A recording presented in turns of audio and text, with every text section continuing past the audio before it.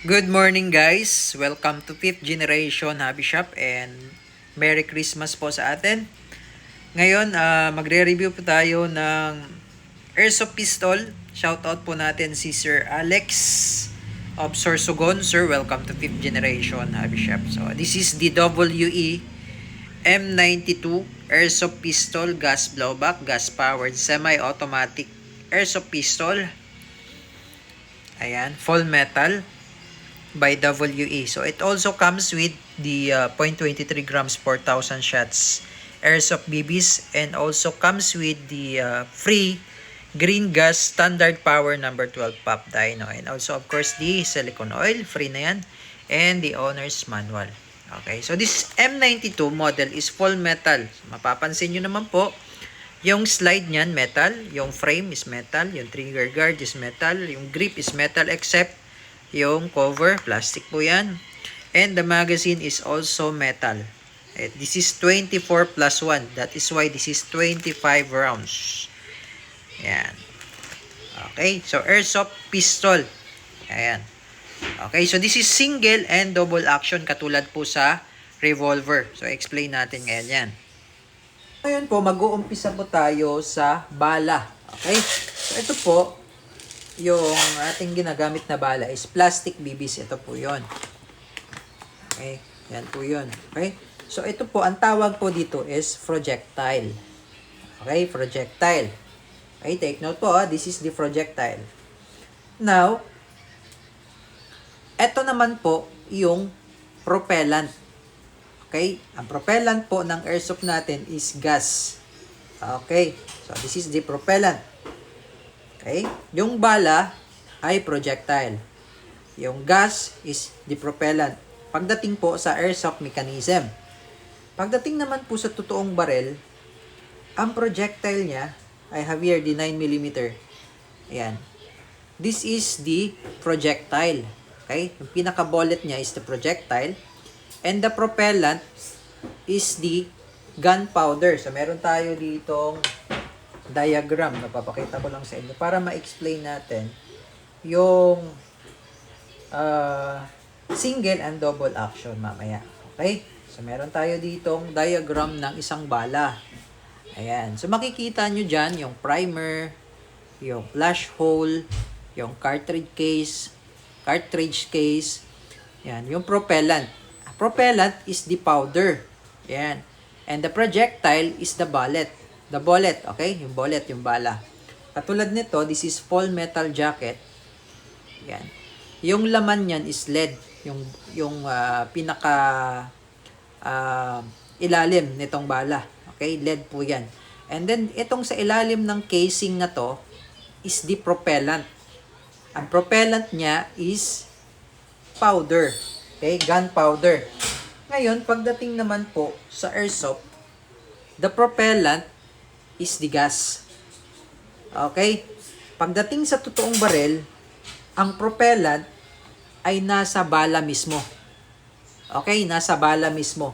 Pagdating naman po sa airsoft, ang propellant ay nasa loob ng magazine. When you load gas on the magazine, so katulad nito, lalagyan natin ng gas.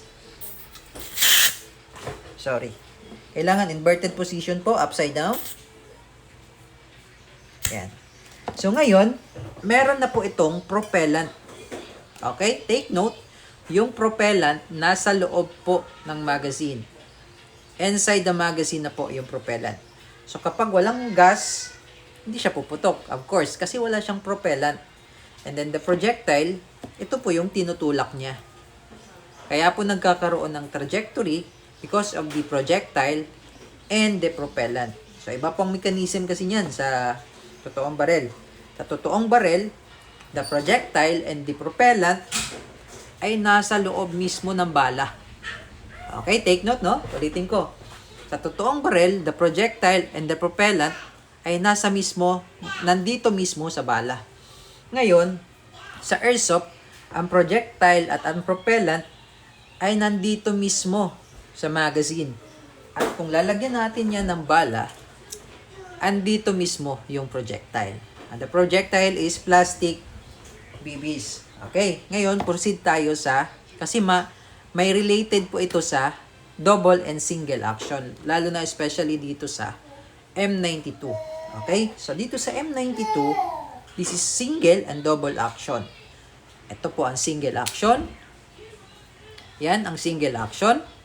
And the double action ay ito. Take note, ito po ang double action. Okay. Single action.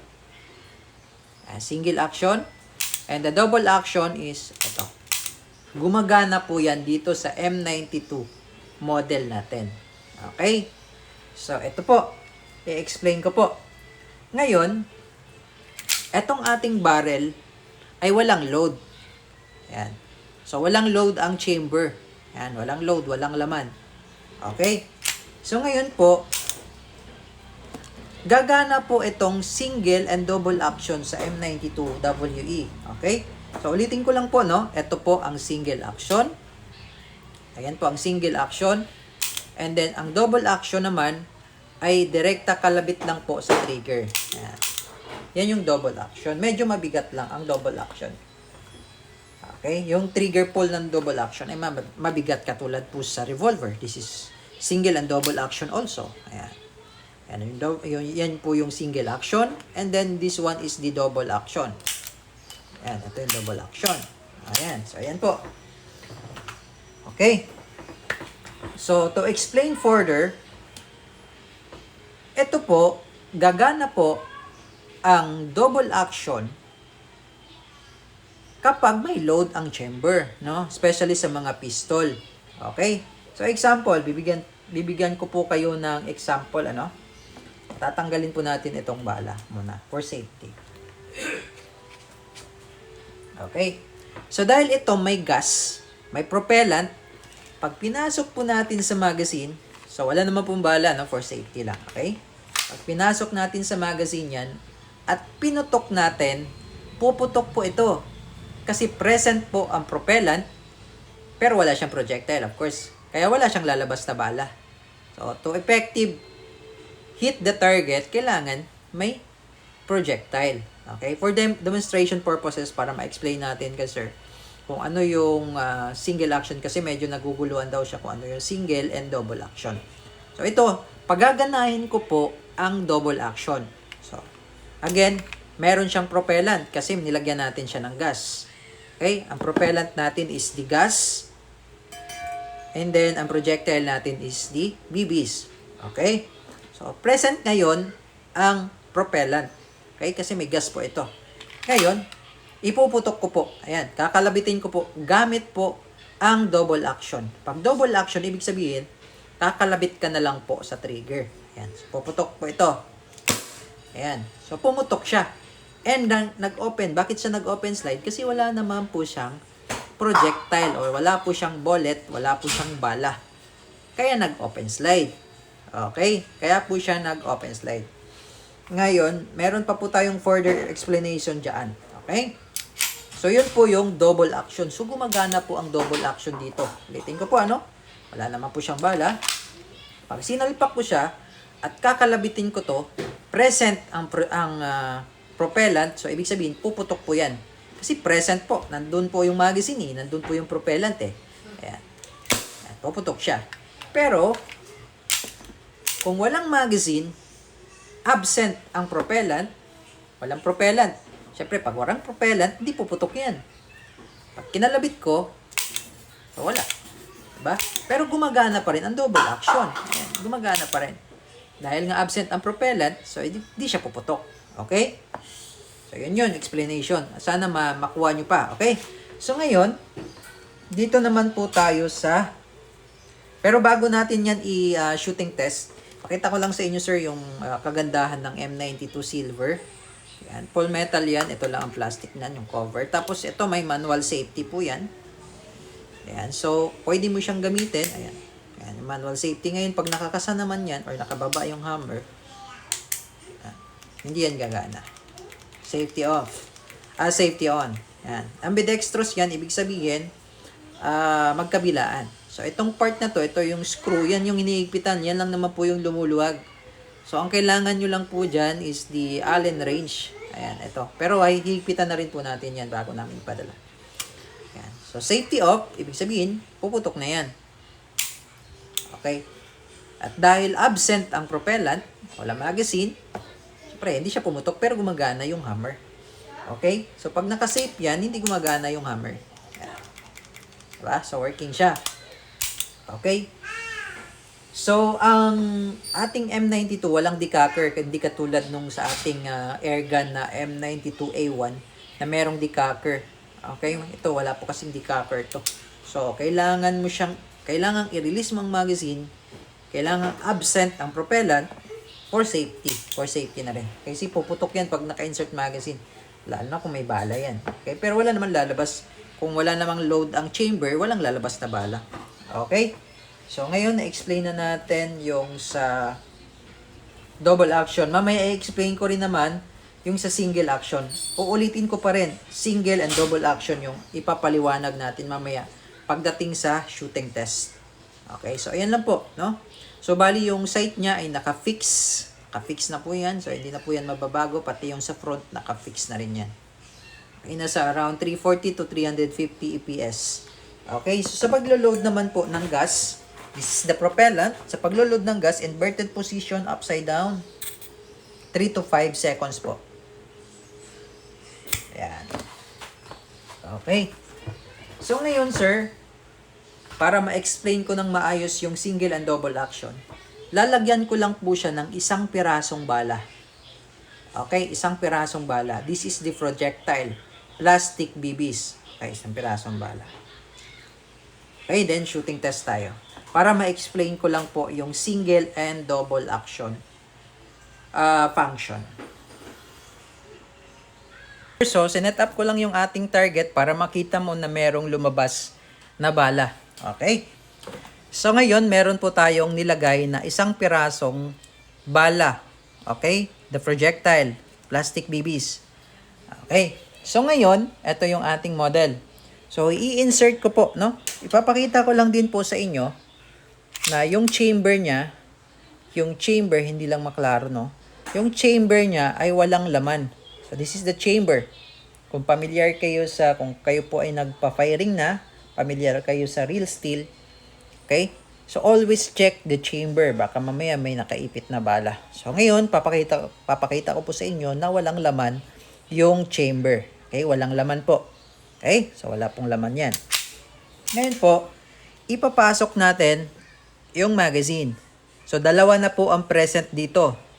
May propellant para po pumutok ang ang airsoft pistol, kasi yung mechanism ng airsoft pistol is kailangan may propellant at may projectile. Okay, pagdating naman sa real steel, kailangan may bala para pumutok. Okay? Okay, take note, yung projectile and propellant sa isang totoong baril ay nandun mismo sa bala. Okay, nandun mismo sa bala. Pagdating naman po sa airsoft, ang projectile and propellant ay nandito po sa magazine. Okay, nandito po sa magazine. Excuse me. Okay, so ngayon i-insert ko po. I-insert ko po. So present po ang dalawa. Present ang propellant, present ang projectile. Okay? And then, ikakasa ko po. Ikakasa ko po ito para po magkaroon ng load. Okay? Magkaroon ng load ang chamber. Okay? So, ikakasa ko po. Ayan po. Okay? So, ngayon, pumasok na po sa chamber ang bala. So, wala na po siya sa magazine, ano? Ayan. Pumasok na po siya doon sa chamber. Nandito siya sa chamber. Ayun po. Ayun, yung kulay puti. Ayan. Ayun po. So, andun na po siya sa chamber ngayon. Okay, andun na po siya sa chamber. Ngayon, ilalagay ko po siya sa safe muna. Ayan. Okay, ilalagay ko po siya sa safe. Ngayon, pag pinutok ko yan, hindi siya puputok kasi tinanggal ko yung magazine eh. Walang propellant eh. Okay? So, ngayon, ipapasok ko yung magazine. Ipapasok ko po. So, present po ngayon yung propellant, yung tagatulak nung projectile, tagatulak ng bala. Okay? Para gumana ang single action or double action, gagana po yan. Kasi ngayon, may laman na po, no? May laman po ang chamber. Ngayon, pagaganahin natin ang single action. As long as merong laman ang chamber. Okay? As long as present ang magazine or ang propellant, gagana po ang double and single action, especially sa ganitong model M92 kasi single and double action po siya. Okay, so ngayon pagaganahin po natin ang single action. This is the single action. Yan, ibababa nyo lang yung hammer. Yan po ang single action. So may load ang chamber, matatamaan natin ngayon ang target. Firing. Diba? So, yun po ang single action. Okay, single action po yun. Nag-open slide dahil isang bala lang po yung niload natin. Ngayon, hayaan ko lang po nag-open slide, ano? Lalagyan naman po natin ngayon ng isang bala ulit. Okay, isang bala ulit. For demonstration purposes. Okay, isang bala ulit. Ibalik ko lang siya sa original position. Then, decock or hammer down. Okay? So, ngayon po, ipapasok ko ulit yung bala. So, papakita ko lang din po sa inyo na wala pong laman ang chamber. Ayan. Okay? Papasok po natin ang bala.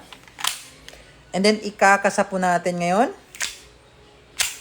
Ayan. So, loaded na po ang chamber. Ngayon, i-release muna natin for safety kasi wala siyang decocker. At gagamitin naman natin yung double action. So, wala nang laman ang magazine kasi nandito po sa chamber.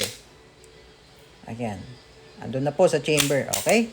So, ngayon, pagaganahin naman natin yung double action. Kanina, single action po yun nung binaba natin yung hammer. Ngayon, double action naman. Okay? Para maipakita ko lang sa inyo na gumagana po ang double action and single action sa M92 WE. Okay? Sa double action naman, may laman ang chamber, present ang propellant, nandyan ang magazine, may gas, papuputokin natin. Okay? So, hindi nyo na kailangan ikasa kasi may load na ang chamber eh. Ang purpose lang naman po ng pagkasa ay para yung bala pumasok sa chamber. Okay? Yun po ang purpose ng pagkasa. At dahil ngayon may laman ang chamber, halimbawa yung baril nyo, may load sa chamber, may isa. Tapos, in-stack nyo, inilagay nyo sa mesa. Tapos may nakita kayong pagalagalang daga. Loaded yung chamber. So, kakalabit na lang kayo direkta, hindi nyo na ikakasa yan. Yun yung purpose ng double action. Okay, so ngayon may laman ng chamber, present ang propellant, ipuputok na lang natin. Kakalabitin ko lang po yan, hindi ko na po ikakasa. Okay, so ito po. Ayan. Diba? So, nag-open slide. So, ibig sabihin po, gumagana ang single action and double action. So, ngayon po magte-test tayo ng maraming bala.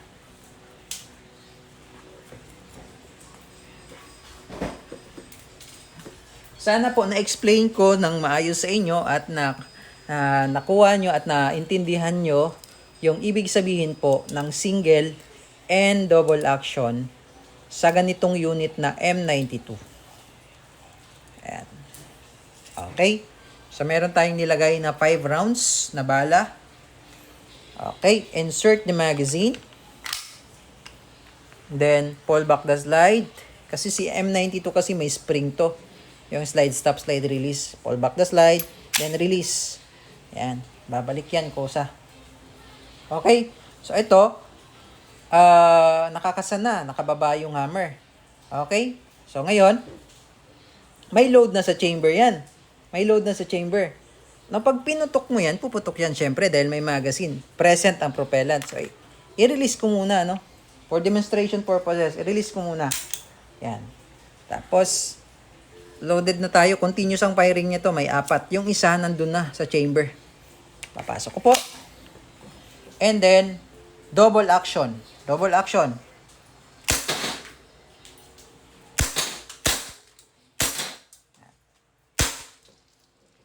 Okay? So, yun po yung double action. Okay? Pag gusto mo naman pong single action,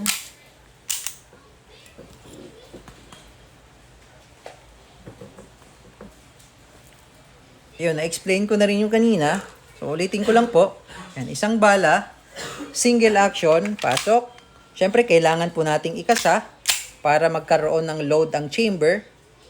Yan, para magkaroon ng load ang chamber. Tapos, i-rest muna natin kasi wala siyang decocker eh. Okay? So, wala nang bala. Okay? So, single action. Okay, so ngayon sir, puputok po tayo, no? Lagyan ko lang ulit ng bala. Mga 8 rounds. Yan, 8 rounds na bala. So, ito sir, mas maganda. 24 kasi ito, mas maganda. Huwag mo na lang siyang punuin sa 24, kahit 15 rounds lang. Para yung spring niya hindi agad lalambot. Okay? So, load natin. Check natin muna yung chamber. So, always check the chamber kasi pag merong isang laman dyan sa chamber at kinasan nyo, papasok yung isang bala itutulak niya, mahuhulog po yun. Okay? So, insert the magazine. Ikasa natin para mag-load ng bala sa chamber. Yan. Okay? And then, tanggalin muna natin yung magazine. Kasi pag pinutok natin yan, pag kinalabit natin yan, puputok yan dahil present ang magazine, present ang propellant. Okay? So, ito may laman. May laman po. Ayan, sa chamber isa. Okay, may laman po. Then, ipasok ko yung magazine. Gagamitin ko ngayon yung double action. So, kapag double action po, hindi nyo na ako kailangang ikasa, kalabitin nyo na direkta, as long as merong lamang isa sa chamber. Kasi pag walang laman yan, yung isang putok nyo, walang lalabas na bala yon. Tapos ito, syempre by blowback yan. So pagka blowback, ipapasok niya naman yung isa. So yung pangalawa, ang merong lalabas na bala. So dahil kinasa natin at nagkaroon na ng load sa chamber, so katulad nito, gagamitin ko siya, hindi ko na siya ikakasa. Kasi may load na yung chamber, may bala na yung magazine, present ang propellant, present ang projectile. So, ipuputok ko na siya gamit ang double action. Sa double action, kalabit lang diretso yan. Firing! Yan.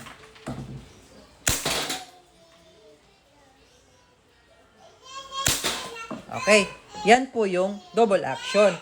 Ngayon, sa demonstration naman po ng single action, okay, single action, so ito po, may load sa chamber, no? May load po sa chamber isa. Okay, may load sa chamber isa.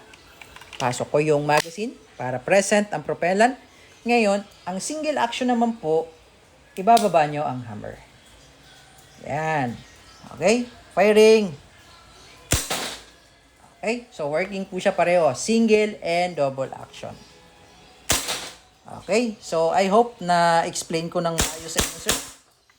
So kung meron pa po kayong katanungan, mag-message lamang po sa aming Facebook page, 5th Generation Hobby Shop.